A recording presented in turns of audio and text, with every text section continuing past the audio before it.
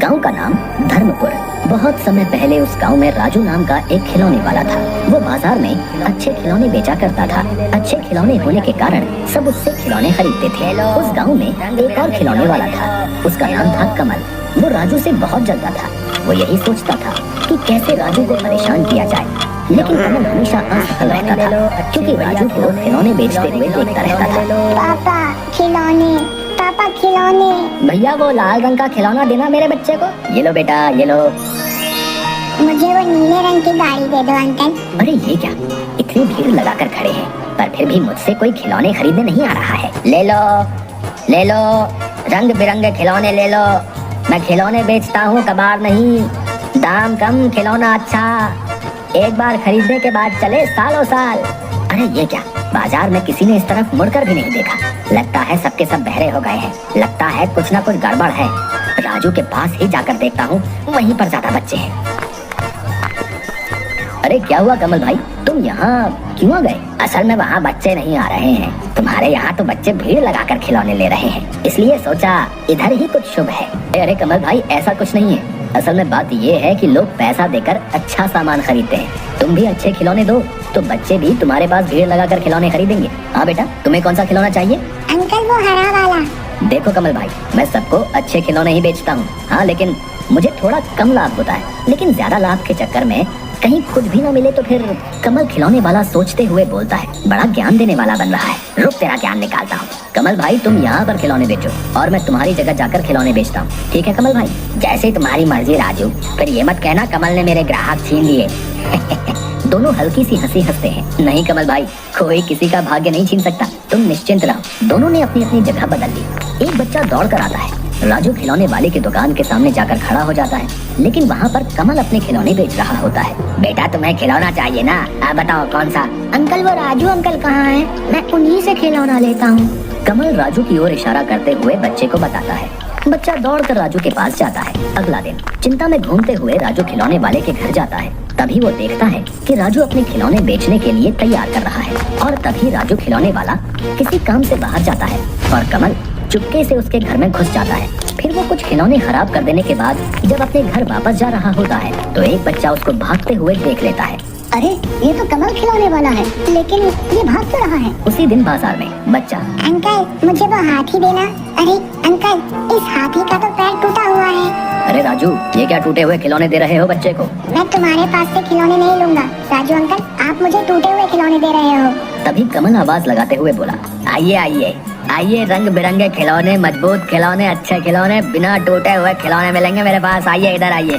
तभी बच्चे दौड़कर कमल खिलौने वाले की दुकान पर चले जाते हैं और उससे खिलौने खरीदने लगते हैं। अगले दिन राजू खिलौने वाला सभी खिलौने अच्छे से पैक करने के बाद चारों तरफ अच्छे से देखकर तौलिया लेकर नहाने चला जाता है।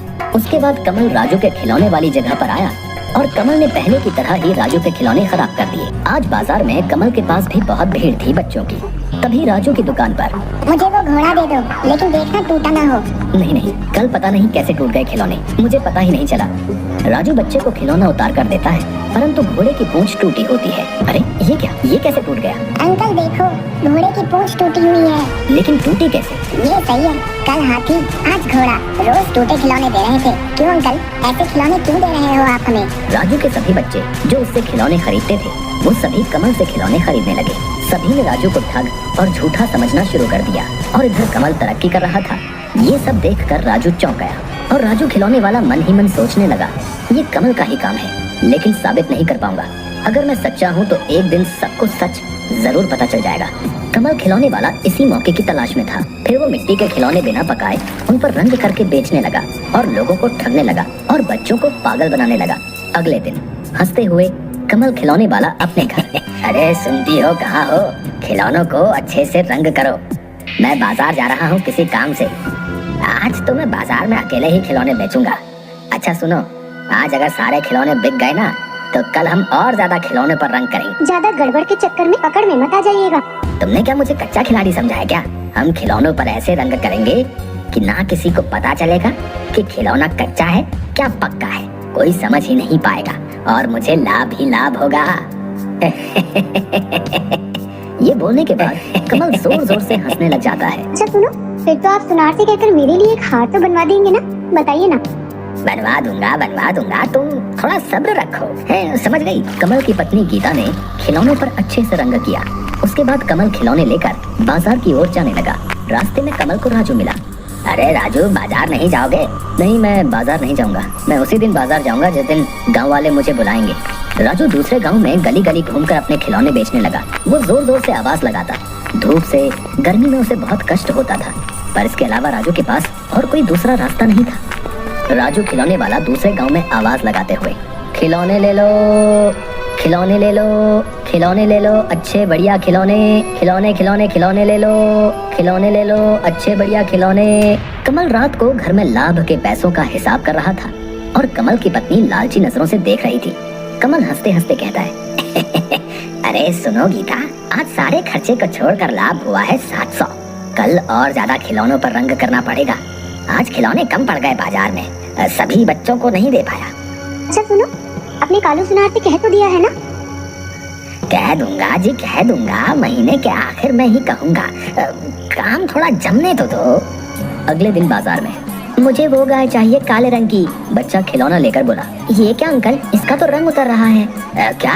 नहीं तो ये देखो अंकल, रंग मेरे हाथ पर आ गया। हो सकता है, हो सकता है। कल हमने इस पर ज्यादा रंग कर दिया था, इसलिए हो सकता है। छुपकर एक बड़ा आदमी देख रहा होता है। वो बोलता है, रंग ज्यादा करने से तो ऐसा नहीं होता। ये क्या बात हुई? ये तो कुछ गड़बड़ लगती है, छानबीन करनी पड़ेगी। वही आदमी राजू को मिलता है रास्ते में। क्या राजू भैया, बाजार में नहीं बेचते अब खिलौने? नहीं भाई, पता नहीं क्या से क्या हुआ, कुछ भी समझ नहीं पाया। मैंने सब अच्छे तरीके से खिलौने तैयार किए, लेकिन जब बाजार में जाकर बच्चे को दिए तो कुछ खिलौने टूटे हुए निकले। फिर दूसरे दिन भी ऐसा ही हुआ। राजू भैया, मुझे जरा शक हो रहा है, बताऊं कि ना बताऊं? नहीं नहीं, अभी नहीं बताऊंगा, पहले सबूत जुटा लूं, उसके बाद बताऊंगा। सच्चाई की जीत होती है और बुरे लोगों की होती है हार।